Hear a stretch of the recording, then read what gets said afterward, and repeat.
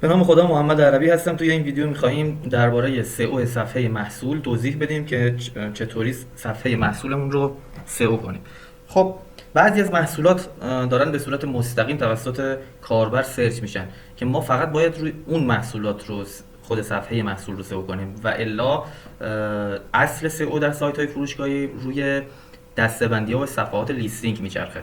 پس ما فقط اون محصولاتی که سرچ مستقیم دارن میشه توسط کاربر رو میاییم سئو میکنیم و با باقی محصولات کاری نداریم. و به این نکته هم توجه کنید. به عنوان مثال ما از خودکار سواروسکی چند مدل خودکار داریم و حالا بر فرض مثال این خودکار داره به صورت جدا داره سرچ میشه. البته این که داره به صورت جدا سرچ میشه، ما فقط اجازه داریم یکی از این صفحات رو سئو کنیم، یکی از این صفحات خودکار مدل های سواروسکی رو سئو کنیم. حالا امیدوارم که تلفظش رو دارم درست میگم، نمیدونم دقیق چیه خودم.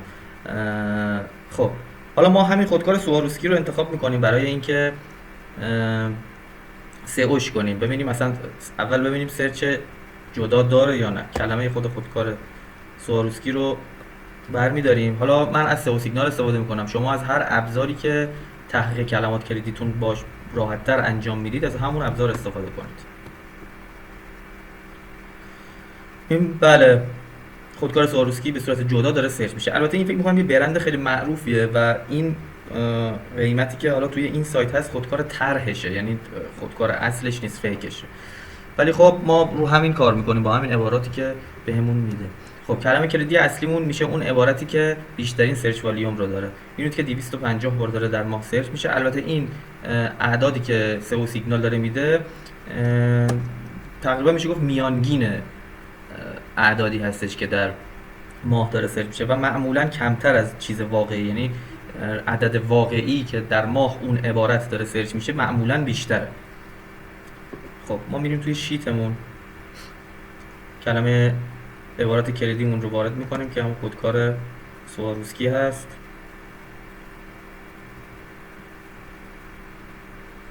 حالا میریم عبارات فرعیمون رو پیدا کنیم برای تولید محتوا. خب خودکار سواروسکی اصل، خب ما میدونیم که این اصل نیست خودکارمون، پس این عبارت به دردمون نمیخوره. خرید خودکار سواروسکی، قیمت مهمترین مسئله. ببینید دوستان، شما باید عباراتی رو پیدا کنید که به درد صفحه محصول بخوره، یعنی به درد کاربری که میاد داخل صفحه محصول دنبال چیه. اون عبارات رو باید پیدا کنید و توی محصول با اون عبارات تولید محتوا کنید.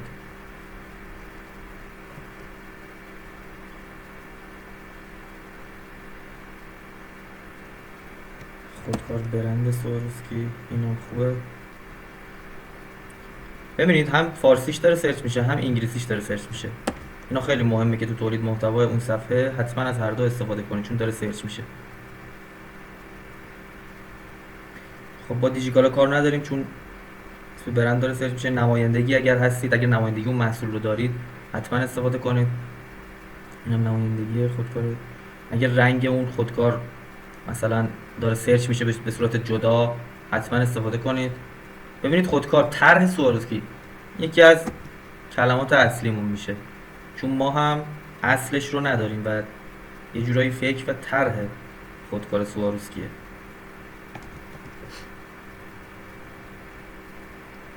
خودکار سواروسکی قیمت که نوشتیم.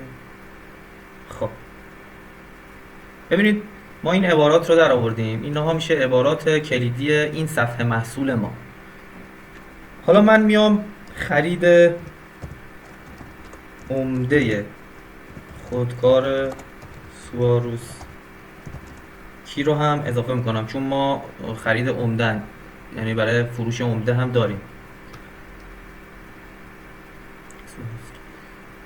خب حالا با چیکار کنیم؟ میریم با توجه به این عباراتی که پیدا کردیم که داره توسط کاربر سرچ میشه، میریم داخل صفحه محصولمون تولید محتوا میکنیم. خب کلمه کلیدی اصلیمون خودکار سواروسکیه که جای عنوان قرار میگیره و URL مون رو هم با همین خودکار سواروسکی پر میکنیم. ویژگی های خودکار سواروسکی طرح، یا بهتره همونطوری که سرچ میشد بنویسیم ویژگی‌های خودکار طرح سواروسکی. خب توی تولید محتواتون سعی کنید همون اول کار جواب کاربر رو بهش بدید، یعنی کاربر رو با عبارات، با پاراگراف های الکی فقط آب بندازید که یه چیزی نوشته باشید پر بشه صفحتون، اینطوری نباشه، علافش نکنید، همون اول جواب رو بهش بدید. خب من اولین پاراگراف رو نوشتم، ویژگی های خودکار رو، این خودکار رو توی یک پاراگراف آوردم با استفاده از عبارات کلیدی که توی کیورد ریسرچ به دست آوردیم، به صورت طبیعی از اونها استفاده کردم. مثلا از خودکار سواروسکی، خودکار طرح سواروسکی، اینا همه عبارات کلیدی که توی کیورد ریسرچ در آوردیم. و خرید خودکار سواروسکی، یک جدول به کار بردم و ادامه محتوا رو هم به همین شیوه انجام میدید. برای ادامه میتونید از ببینید برای صفحه اون محصولتون چه نیازی داره کاربرتون. شما چون محصولات مختلفه، ببینید کاربرتون چه نیازی ازش برطرف میشه وقتی بیاد توی اون صفحه، میخواد مشخصات رو بدونه، ویژگی‌هاش رو بدونه، مزایای اون محصول رو بدونه، معایبش رو بدونه، هر چیزی که کاربرتون قرار از اون محصول بدونه رو توی اون صفحه محصول با استفاده طبیعی از عبارات کلیدیتون تولید محتوا کنید و حتما از کلمات خرید و قیمت هم استفاده کنید. حالا من این تولید محتواشو انجام میدم، تکمیل شدهش رو نشونتون میدم. خب ما اومدیم طبق عباراتی که کیورد ریسرچ کردیم تولید محتوا انجام دادیم، از اون عبارات به صورت طبیعی استفاده کردیم. کار بعدی که باید انجام بدیم لینک سازی به دسته‌بندی های مادر این محصولمونه. اگر بتونید اسم اون دسته‌بندی هاتون رو تو لابلای متنتون کار کنید که خیلی خوبه. اگر نتونستید کار کنید، به صورت جدا میتونید از اون عبارات استفاده کنید. حالا ما اینجا چند تایی رو استفاده کردیم که مثلا مثل خودکار تبلیغاتی، ما یه دسته‌بندی داریم به نام خودکار تبلیغاتی. خب من میرم لینک های داخلی رو میدم و دوباره برمیگردیم. خب لینک های داخلی هم داده شد تو پاراگراف های مختلف، لینک های داخلی رو دادیم. اگر تونستید لینک خارجی هم برید که خیلی خوبه، یعنی خیلی کمک میکنه به سئو اون صفحه. نکته بعدی تصویر هست، تصویر محصولمون رو باید بذاریم، هم میتونید تو گالری بذارید، هم میتونید لابلای محتواتون تصاویر مختلفی از اون محصول رو بذارید. البته در رابطه با تصاویر محصول و سئو تصاویر محصولاتمون تو یک ویدیوی دیگه به صورت دقیق توضیح داده شده که دیگه من توضیح اضافه ای نمیدم. خب حالا میرسیم به مهمترین نکته، بحث تایتل و متا تایتل صفحه پروداکتمون. حالا از هر افزونه که شما استفاده میکنید، من از رنگ مس استفاده میکنم. میریم تو این قسمت. خب اینجا به عبارات کلیدیمون نیاز داریم، عبارات کلیدی رو باز میکنیم. من از خرید خودکار استفاده میکنم، خرید خودکار سواروسکی، یه دونه از اینها میذارم و قیمت هم میخوام بیارم، قیمت خودکار سواروسکی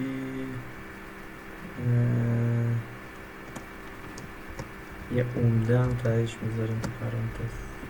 خرید قیمت خودکار سواروسکی عمده، خرید عمده.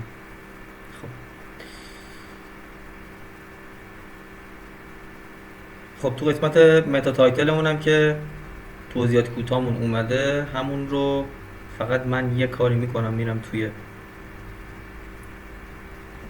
توضیحات کوتاه،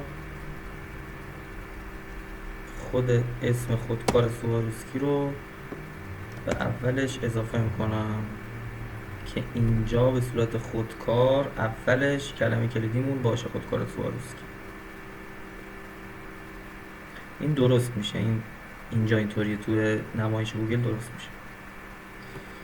خب به همین راحتی صفحه محصولمون رو سئو کردیم. البته اگر عبارات کلیدیمون بیشتر باشه، خب مطمئناً محتوای بیشتری نیازه. حالا من سعی میکنم چند تا نمونه دیگه از صفحات محصولی که تولید محتوا کردیم و سئو کردیم رو بهتون نشون بدم تو همین ویدیو.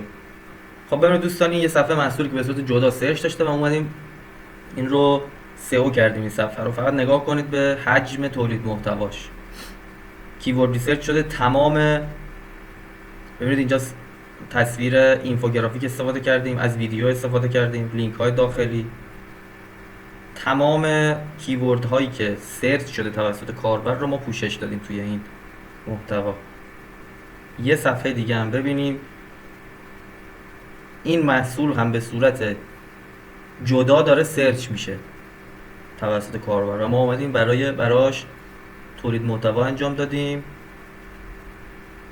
ببینید اینفوگرافیک انجام شده، کیورد ریسرچ شده و ببینید مثلا این عبارت به صورت جدا داره سرچ میشه. سم کنفیدور برای گیاهان آپارتمانی.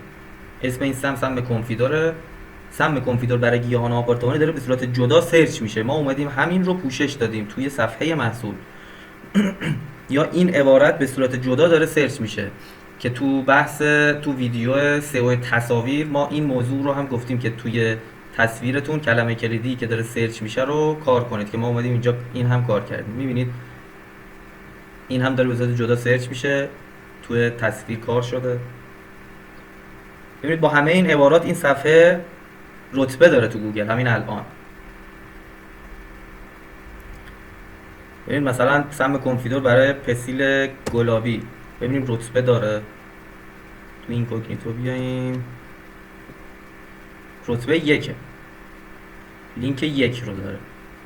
ببینید پس چقدر تأثیر داره سئو کردن صفحات محصول. ببینید حجم تولید محتوا رو ببینید چه حجم زیادیه و تو بیشتر این عباراتی که داره سرچ میشه برای این سم ما رتبه داریم و این صفحه بالا میاد. خب امیدوارم که از این ویدیو بهره لازم رو برده باشید. امیدوارم همیشه سالم و پیروز باشید. خدا نگهدار.